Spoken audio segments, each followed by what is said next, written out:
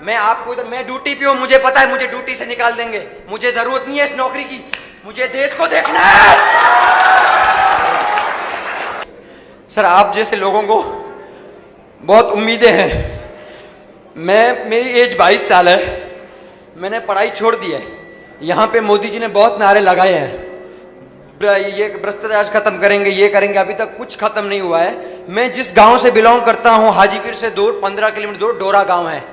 मेरी एज 22 साल है। मेरी जब आंखें खोली थी 2012 में, उस टाइम से सर एक ट्रांसमीटर लगा है लाइट का। आज 2022 चल रहा है, 14 साल से एक ट्रांसमीटर चेंज नहीं हुआ इन बीजेपी वालों से। और स्कूल जो है ना, स्कूल में मैंने पढ़ाई छोड़ी थी 7वीं क्लास में, आज अभी चल रहा है 2022। 8 साल में इन लोगों से स्कूल नहीं बनाए। क्या भाजपा बनाएगी, क्या कांग्रेस बनाएगी? ये लोग ना बंगाड़ के व्यापारी हैं, कुछ नहीं करने वाले, देश को बर्बाद कर दिया है। आप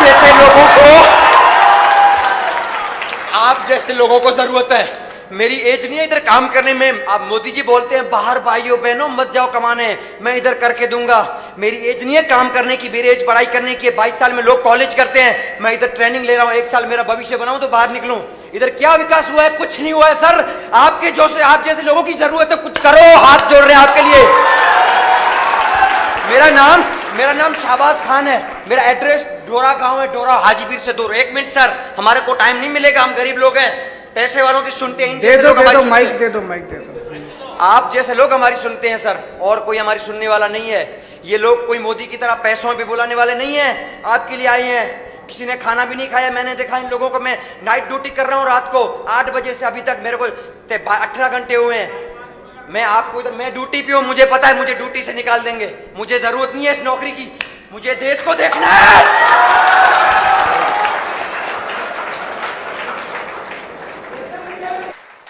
एक यहाँ पे जो भाई था वो बहुत उत्तेजित था, 22 साल की उम्र उसकी।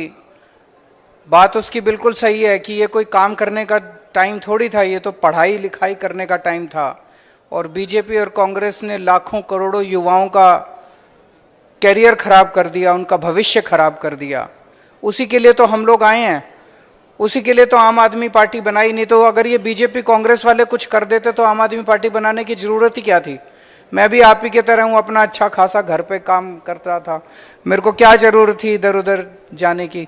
लेकिन ये बीजेपी और कांग्रेस वालों ने 70-75 साल में कुछ नहीं किया, इसीलिए जनता को इकट्ठे होकर अब अपनी पार्टी बनानी पड़ी। एक है नॉन टीचिंग ड्यूटीज देते हैं, ये बिल्कुल गलत बात है। दिल्ली में बंद कर दिया हम लोगों ने, पंजाब में भी बंद कर दिया। किसी टीचर को पढ़ाने के अलावा कोई ड्यूटी नहीं दी जाएगी। अपने देश में शिक्षा व्यवस्था का इन्होंने कबाड़ा कर दिया है, मतलब जम के कबाड़ा कर दिया है इन लोगों ने। जो एक मिडिल क्लास वाला आदमी है वो अपने बच्चों को प्राइवेट स्कूल में भेजता है, और प्राइवेट स्कूल वालों ने लूट मचा रखी है। सारे खराब नहीं है, 2-4 ठीक भी हैं, लेकिन मोटे मोटे तौर पे यूनिफॉर्म के नाम पे, किताबों के नाम पे, development fees, picnic fees, library fees, फलानी फीस, ढिमकी फीस, और हर साल अनऑप्शनल फीस बढ़ा देते हैं और सरकार कुछ नहीं करती। मुझे बताया गया कि गुजरात के अंदर तो इन्होंने एक फीस कमेटी बनाई, फीस कमेटी बनाई थी इन पे फीस कंट्रोल करने के लिए। उस फीस कमेटी ने कंट्रोल नहीं किया, स्कूल फीस बढ़ाते हैं और वो उस पर ठप्पा लगाती जाती है। स्कूल फीस बढ़ाते हैं, वो उस पर करते हैं कि नहीं करते फीस कमेटी? तो प्राइवेट वालों ने गुंडागर्दी मचा रखी है। एक आदमी बेचारा अपने बच्चों को, एक माँ बाप क्या चाहते हैं? वो चाहते हैं मेरा बच्चा अच्छा पढ़ लिख जाए, पढ़ लिख जाएगा तो कुछ बन जाएगा जिंदगी में। बड़ी मुश्किल से एडमिशन होते हैं स्कूलों के अंदर, प्राइवेट स्कूल में कितनी मुश्किल से एडमिशन होते हैं। तो कोई माँ बाप जो है स्कूल वालों के खिलाफ बोलना नहीं चाहता, नहीं तो बच्चे को निकाल देंगे। तो माँ बाप मजबूरी के अंदर प्राइवेट स्कूलों की गुलामी करते हैं, और ये सरकारें प्राइवेट स्कूलों से पैसे खाती हैं। ये आधे से ज्यादा प्राइवेट स्कूल इनके अपने हैं, इन नेताओं के चलते हैं प्राइवेट स्कूल, इसलिए प्राइवेट स्कूलों के खिलाफ कुछ काम नहीं करते। तो आधे से ज्यादा लोग इसलिए दुखी हैं। अभी मैं पढ़ रहा था, गुजरात के अंदर लगभग 44 लाख बच्चे प्राइवेट स्कूलों में पढ़ते हैं,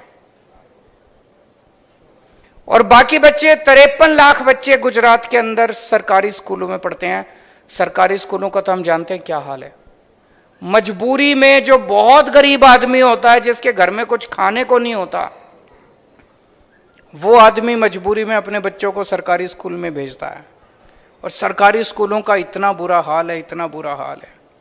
ये केवल गुजरात की कहानी नहीं है, ये पूरे देश की कहानी है। पूरे देश इन लोगों ने 70-75 साल के अंदर शिक्षा का बेड़ा गर्क कर दिया इन लोगों ने। अगर हमें भारत को दुनिया का नंबर 1 देश बनाना है, अगर हम चाहते हैं कि भारत विश्व गुरु बने, हम चाहते हैं कि भारत अमीर देश बने, हम चाहते हैं कि भारत दुनिया का नंबर 1 देश बने, तो भाषणबाजी से नहीं होगा। सबसे पहले शिक्षा को ठीक करना पड़ेगा कि नहीं करना पड़ेगा? बिना शिक्षा को ठीक किए भारत नंबर 1 देश नहीं बन सकता, भारत अमीर देश नहीं बन सकता। भारत अमीर कैसे बनेगा? भारत अमीर तब बनेगा जब हर भारतीय अमीर बनेगा। ऐसे तो नहीं हो सकता ना कि भारत के लोग तो गरीब रह जाएं और हम कहते भारत अमीर बन गया।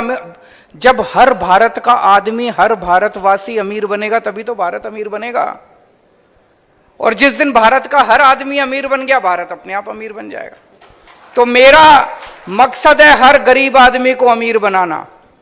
गरीब आदमी अमीर कैसे बनेगा? मैं आपको उदाहरण देता हूं। दिल्ली के अंदर हमने शिक्षा शानदार कर दी है, सरकारी स्कूल बहुत अच्छे कर दिए।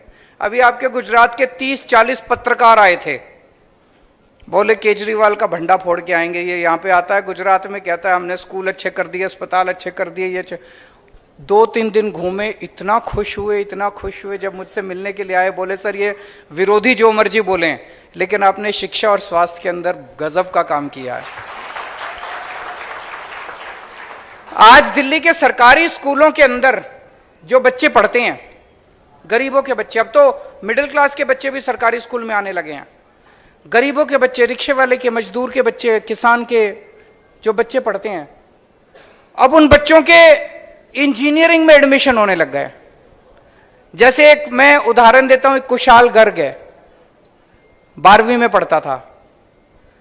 उसके पिताजी कारपेंटर का काम करते हैं, मुश्किल से 8-10 हजार रुपए महीना कमाते हैं। कुशाल गर्ग कहता है कि मैं जब 7-8 साल पहले, जब हमारी सरकार नहीं बनी थी, उसके पहले वो सोच भी नहीं सकता था कि वो कुछ कर पाएगा, क्योंकि स्कूलों का बहुत बुरा हाल था। इस बार कुशाल गर्ग का all India institute of medical sciences में डॉक्टरी में हुआ है, डॉक्टर बनेगा अब कुशाल। ऑल इंडिया इंस्टीट्यूट में एडमिशन मिलना सबसे मुश्किल होता है, पृथ्वी के ऊपर सबसे मुश्किल है। उस लड़के का ऑल इंडिया इंस्टीट्यूट में हुआ, डॉक्टर बनेगा। सोच के देखो, जिस दिन वो डॉक्टर बनेगा उसकी स्टार्टिंग तनख्वाह 3-4 लाख रुपए महीना होगी। आज उसके पिताजी 8,000 रुपए कमाते हैं। तो उनका घर की गरीबी दूर हुई कि नहीं हुई? हो गई ना हुई? एक और बच्चा है, सोमेन करके है शायद, सोमेन गौर, नाम भूल गया मैं। वो बच्चा, उसके पिताजी प्लम्बर का काम करते हैं, वो भी 8-10 हजार रुपए महीना कमाते हैं। उस बच्चे का आईआईटी में कंप्यूटर साइंस में एडमिशन हो गया। मैं भी आईआईटी से पढ़ा हूं, मेरा भी कंप्यूटर साइंस में नहीं हुआ था। उसका आईआईटी में कंप्यूटर साइंस में। आप सोच के देखो, इस देश के अंदर एक गरीब आदमी का बच्चा अभी तक कभी कोई सपना भी नहीं देख सकता था, गरीब का बच्चा, कि मैं डॉक्टर बनूंगा, इंजीनियर बनूंगा। और जब इनके बच्चे, गरीबों के बच्चे ये सब बनना चालू होंगे, तो इन सभी परिवारों की गरीबी दूर होगी। और जब इन सभी परिवारों की गरीबी दूर होगी, तभी तो भारत आगे बढ़ेगा, तभी तो भारत अमीर बनेगा। मैं आज वहां पे बता रहा था, पूरे भारत में 17 करोड़ बच्चे ऐसे हैं, 17 करोड़, जो सरकारी स्कूलों में जाते हैं। इन 17 करोड़ बच्चों का भविष्य अंधकार में है। अगर दिल्ली के अंदर हम 18 लाख सरकारी स्कूलों के बच्चों का भविष्य सुनहरा कर सकते हैं, तो देश के अंदर 17 करोड़ बच्चों का भी भविष्य सुनहरा किया जा सकता है। और गुजरात के अंदर भी 53 लाख बच्चों का भविष्य सुनहरा किया जा सकता है। गुजरात के अंदर भी अगर हम इन सरकारी स्कूलों को ठीक कर दें, एक जनरेशन के अंदर, कुछ सालों के अंदर आप देखेंगे कि सब परिवारों के अंदर खुशहाली आने लग गई। सबके बच्चे, किसी का बच्चा कुछ बनेगा, किसी का बच्चा कुछ बनेगा और अपने माँ बाप की गरीबी दूर करेगा। इसी से भारत आगे बढ़ेगा, तभी गुजरात आगे बढ़ेगा। नहीं तो बातें बहुत बड़ी बड़ी करते हैं ये लोग, करते कुछ नहीं है। तो दिल्ली के अंदर हमने 2-3 चीजें करी। एक, सरकारी स्कूल शानदार कर दिए, बहुत अच्छे कर दिए, इतने अच्छे कर दिए कि अब प्राइवेट स्कूलों से पिछले कुछ सालों में 4 लाख बच्चों ने अपना प्राइवेट स्कूल से नाम कटा के सरकारी स्कूल में भर्ती हुए हैं। 4 लाख बच्चे। सरकारी स्कूलों का दिल्ली का पिछले साल नतीजे 99.7% नतीजे, 99.7% नतीजे। तो सरकारी स्कूल अच्छे किए और दूसरे प्राइवेट स्कूलों ने गुंडागर्दी मचा रखी थी। हमने प्राइवेट स्कूलों को फीस बढ़ाने से मना कर दिया। हमने कहा कि कोई फीस नहीं बढ़ानी प्राइवेट स्कूलों को। सारे स्कूलों का हमने ऑडिट करवाया, प्राइवेट स्कूलों का। आपको जान के ताज्जुब होगा,